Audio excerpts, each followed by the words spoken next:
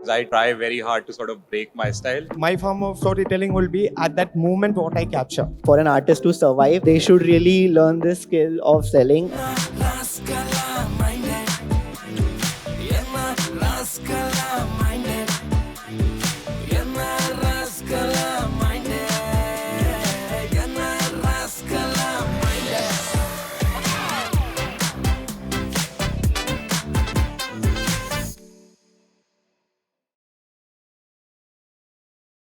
Okay, first up, I'd like to call up on stage Pranjal Kaila, also known as Ajeeb, an independent interdisciplinary artist and designer. Up next, Akil, who is a graffiti writer and street artist and has collaborated with local and international artists and brands. Please give it up for Akil. Tushar Madan, a visual artist and designer who creates quirky designs for various enterprises.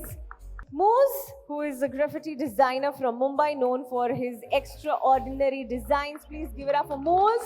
And to moderate this session and to make this conversation really, really interesting and fun, please put your hands together for Manvi Kapoor, who is a visual artist and has been practicing illustration ranging from editorials to murals professionally for almost a decade. All right, so as the session says, what makes art quirky?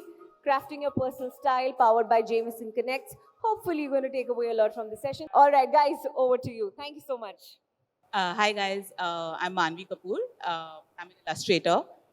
So let's get started. How do you approach storytelling in your art? And are there any particular narratives or themes that you feel especially drawn to? For me, storytelling, let's say, if मुझे दो चीज़ें डालनी हैं, let's see, I'll put some thoughts एक किसी भी चीज़ के अंदर या फिर किसी भी इंस्पिरेशन को लेता हूँ मैं. If I'll take something from जो भी मेरे आसपास कुछ भी चल रहा है, मैंने एक आर्ट वर्क बनाया था जिसमें एक रोटी थी और उसमें एक बंदा लेटा हुआ था. तो वो इंस्पिरेशन ये थी कि बेसिकली वो बंदा एक गुरुद्वारे में मेरे को मिला था एंड ही वाज लाइक कि can you give me something to eat and I was like कि तू यहाँ पे रहता है क्योंकि वो हिल नहीं सकता था एंड ही वाज लाइक कि मेरे को कुछ पैसे दे दो. मतलब मैं उसको पैसे दे रहा था, ही वाज लाइक कि पैसे मत दो, मेरे को बस खाने को दे दो. एंड वो 3 महीने से वो वहीं था, वो सिर्फ रोटी के लिए बैठा हुआ था. दैट्स इट, उसका वही लाइफ का गोल था. एंड आई वाज लाइक कि ये वाली स्टोरी से मैं इंस्पायर होके मैंने उस बंदे को उस रोटी में डाला एंड वो बंदा बस उस रोटी के अंदर लेटा हुआ है. तो ऐसे ऐसे इंस्पिरेशन स्टोरी टेलिंग के लिए मेरे को इसलिए आते थे क्योंकि रियल लाइफ में आई वाज लाइक कि ये देख के मेरे को समझ आ रहा है कि एक फ्रेम के अंदर समझ आ जाएगी क्या स्टोरी चल रही है. For me, like storytelling is like really important. Like I've been a big fan of science fiction since I was a little kid. Been growing up reading encyclopedias, Isaac Asimov and all of that. And it was always there. Like science fiction has been like the main pillar for me for whatever I'm designing. And like even when I'm creating client projects, I try to sneak in a little bit of nerdy science bits here and there. And with like Fetus, we just go all out. Like we create all of these ancient civilizations and like different characters, thieves, gangsters, and we make garments inspired by their stories. And that's how we sort of integrate storytelling into the art bit of it. For me, storytelling, for my art form itself, there are two versions of it. One is graffiti, which is very narcissistic art form where like it is your name over and over again in different forms and styles. And the other aspect of mine is murals, where like I go take photography of street photography, people who look interesting for me. So basically my most favorite form would be drawing old people because there is wear and tear. So I like to capture that. So my form of storytelling will be at that moment what I capture. So that I produce in my way, my style. I like to draw large scale black and white images basically. So yeah. For me, like just getting inspiration from the mundane, like so much is around us. I feel like just to be observant in the surroundings and the nature, like that really helps with, for me with storytelling, like, and also portraying women in like public spaces or even their own spaces, because generally like we are very used to seeing especially women in through a male gaze instead of like them in a more personal space. And that is something which I try to incorporate in my storytelling through my personal experience, and also just being really observant and empathetic towards my surroundings.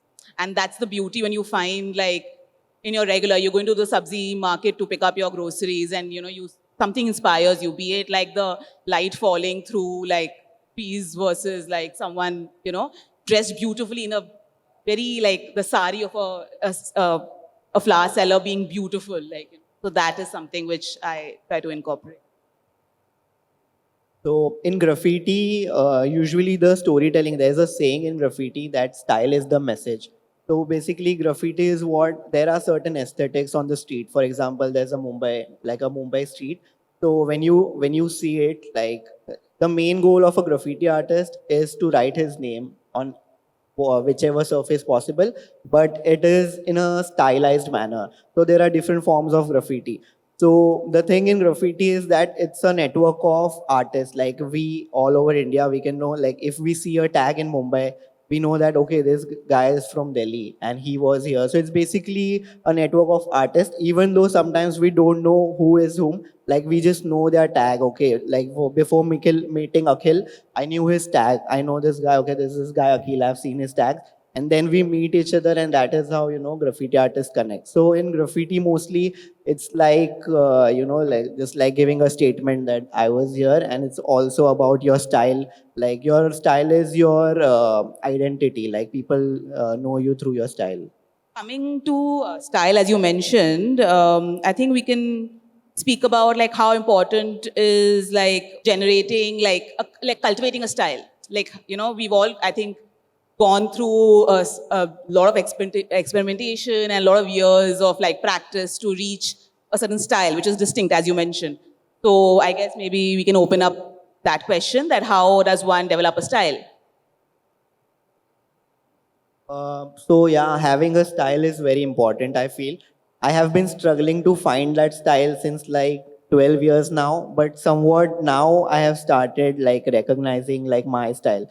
So basically, I think it comes from a lot of, first you need to understand yourself, like what do you like, what are your inspirations, and then maybe you start practicing, and over the years you come to a point where you see some repetitive forms that you are repeating, and that is your individuality. For example, what happened with me was I was very much inspired by few artists, and then I got so inspired that my artwork started looking like him. And when I posted, like a lot of people commented on my post that you have copied this guy's style. So I spoke to him personally, and then he told me that this is the process, and right after that, I started doing that thing. So I think it's that only, like you need to know who you are, what are your inspirations. For example, I like a lot of cartoons and anime which I grew up watching. So I really like to see my artwork. There are always these characters from my childhood which I've inculcated in my artwork. So that, and also my letter structure, my letter style is quite identity. Like people know there's a certain way I draw my letters. So that is what I mean. I'm still on my journey, and I wanted to take ahead. But yeah, that's what it takes. I think it's repetition, experimentation, and that's how you get to a certain style. So to find my own original style, so I have this habit of carry one sketchbook everywhere. Whenever I commute, I do carry this sketchbook, and I do sketch a lot. So it's not about it's about discipline and consistency. So if you're disciplined and consistent about what are you doing, you will find new styles and new forms. You'll explore. Sometimes you'll smudge. You'll sometimes do try strokes, and sometimes you'll be like ki, we can explore some different medium. So that's how you find your style. It's not one day thing, one day job or whatever. So you have to keep on exploring. Then you will find your style after some time. Because I was doing this from last 16 years. I'm just keep on doing. I'm just sketching. Whenever I do, whatever I see, I do sketch a lot. So I think that's the key. Discipline is the key. I think discipline beats talent in a way. So that's how you find your style. That's my take, I guess. I personally have a little bit of a different take on style because I try very hard to sort of break my style. Like I am a tool agnostic person. So I try a lot of different, and like my work is very chaotic, very messy, and yeah, like when I experiment with new tools, it just pulls me out of like where I'm working and like what I'm working on, and it gives me like broader ideas in that sense. Like definitely style is necessary to develop your own signature and everything. But I'm currently not at that stage yet. I still love learning new tools and like the pain of understanding a new UI. I kind of enjoy that. So for me, style, I would not say I'm there yet. Like for me, I'm still evolving. So everything was a mood for me in different stages of life. So when I started off, it was very 2D. Then it became psychedelic. Then it became realism. So for me, style was like that. Yeah, I identify with everything you guys have said. And also, like, now I think I've reached a stage where I want to start again in the sense because I don't want to be limited to a style. Like, that is like the biggest nightmare almost, like, in the sense like of just being, put in a box where you can only do this or you can only do that. So, like, I think, like, what you mentioned really resonated with me also because, like, I went to art school and the whole thing was like, I'll just give you an example. Like, I had like one course where it was about like drawing. Everyone in the class is just drawing a still life. It's basically a horse. And the whole idea was that you have to keep drawing it. Just like make 100, 200, 300 sketches. And you see how like from your first till your 200 or 250th, it changes. Because the stroke is different or you're using a different medium. And so I guess that whole search of exploration should be always alive, I think, in all of us. So the basic question, when we sitting in crowd, we look at all the people who have endured their pursuit. You people have made your mark and established artists, which people like us would be looking forward to. Now, there are certain confusions when it comes to normal people like us. We have been trying arts. The first very confusing question, art includes what all things? Does it include science as well? An artist has to be well read or not?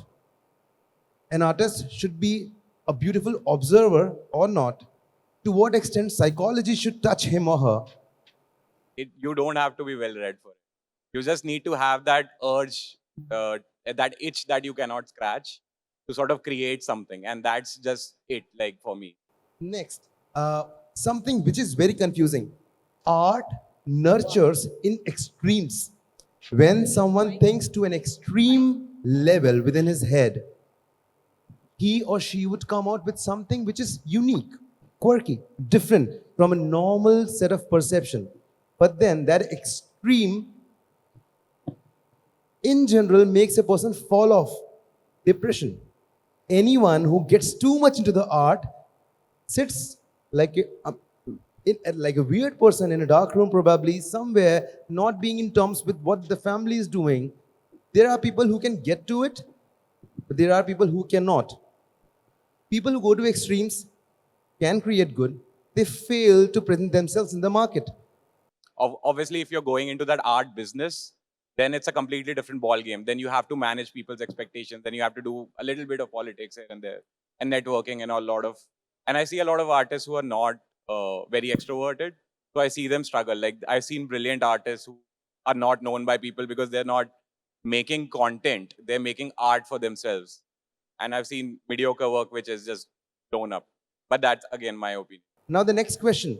Should we completely do art for ourselves, for the craft to be known, to get inside the psyche? Or should we be compromising on a level where we should just know what to sell? I have a certain style when I'm doing commercial. I never give my 100% when I'm doing commercial. I'll be honest. So, for me, it was like when I'm doing art without money, it's a totally different. I'm more 100% in it. Yeah, I pay more importance to that. But again, to make money, I did something smarter and faster, a style which will work faster. So yeah, that's my. For me, it's always been a clear divide between art and design. Like design is something I do for the people, for the brands, for companies, and like organizations. And art is something I do for myself. I don't know what to call art. Like what makes art. Yeah, like it can have no purpose. Okay, so most of your artworks, you know how to represent chaos or identify the chaos within, so that you can somehow come up with it, so that it is visible to the world. So when you go to the commercial aspect of your presentation of your art, is it equally chaotic? It's quite structured, but I would not say that art does not influence my design work, because a lot of people come after seeing like something that they liked of me, which I created in my own personal time, and they're like, "We want something like this," and that's where like that input comes in. So it's like it definitely influences my design, but it always has that criteria that is it for the people, is it answering the brief, like is it All for right. the people. So you do have a slim shade who comes out when commerce asks for. Sorry? You do have an alter ego, a different personality within you, and you mix it differently for every project. I have like two different alter egos. Okay. One is Ajeeb, which is the personal branding and like personal shit. Okay. And then there's Fetus, which is the fashion brand of it. Surprisingly, I don't have an alter ego for the design bit. I feel that that is the most natural thing to me. That is, there you are receptive. You take the clients in a Yeah. perspective, and you somehow try to, you deliver what they want. You don't put in too much from your end, like as an initiative. Oh, no. So the first idea is always something where I give 100%. And then there's always a collaborative process with the clients. Like I don't always give them what they want, but I try to give them what they actually need. I'm asking you these questions because I'm trying to grab few more traits. I've painted almost 4,000 walls in India. I've done almost like 2,000 live stage shows in India. I've made sculptures made of concrete, pretty huge. Since not from Mumbai, not from a very big town, in a very big city, I've dedicated my life completely to the point where I could fall off from 11th floor, to that extent. Like, and I've seen many dedicating completely towards finding an art form. Plagiarism is finally what people get stuck at, right? When people say, finally I've got my style, they evolve the next year. They get another style, they evolve further. What to call best, they would evolve so better in next 5 to 6 years that they start liking their old art. So there are people who start with it without even practice, and they can somehow create beautiful things. They're not structured, but they are beautiful, and different approaches. So plagiarism is something which I guess really helps, and more inputs from my seniors, like all you beautiful people. So what you answered was pretty much what I really was looking for. The man in the center, you seem to be pretty defined by your approach, and like very defined. So any answer from your end would be only to give us a bit of teaching, like. I'll say honestly, you are taking art really seriously. Okay, you have to be very childlike curious about what are you doing. Have you seen Rabindranath Tagore's work? So Tagore's works, if you see na, it will look like children book work or worse than that. If you see closely, there are a lot of stories he wants to express, but he was his art is also chaotic. It's messy but yet beautiful. In terms of selling, I completely agree with Akhil, because whenever I'm doing artwork for myself, it's completely different. And for clients, it's different. Now, there are two types of clients. One which come to you for your art, and there are other clients who wants to get something done through you. So when I am doing that, I'm not completely myself, because whatever I'm presenting to the client in the first go is my art, and then it becomes clients input comes, ye karna hai, wo karna hai, and that is how So there are completely two different aspects of that. And I feel as an artist, in terms of selling and everything right now, for an artist to survive, they should really learn this skill of selling. And but artists are like, मुझे ये सब नहीं करना, I want to do my art, ऐसा that thing comes to us. So usually there are these managers and everything who know ki how they can, like, level up the artist skill in terms of selling. Like they know what the market is and everything is about. Because we as an artist, like, ठीक है यार, I don't know like how much should I pay for this, but they know. So if there is any artist who wants to sustain commercially, I would suggest them to get someone who knows better about the market. Of course, they cannot do the art thing because that is his individuality. But in terms of selling, I think it really helps if you want to make it as your career. It's if you're doing a job and you're doing art as a passion, that is the best thing. Like that is how I started doing painting on the street. I never thought that I'll make money out of it. It was just a passion. But slowly, as I passed out, I did architecture, but then I started doing it commercially. And then I understood, okay, this is the kind of market. And now it's been like 12 years. So yeah, that is my point.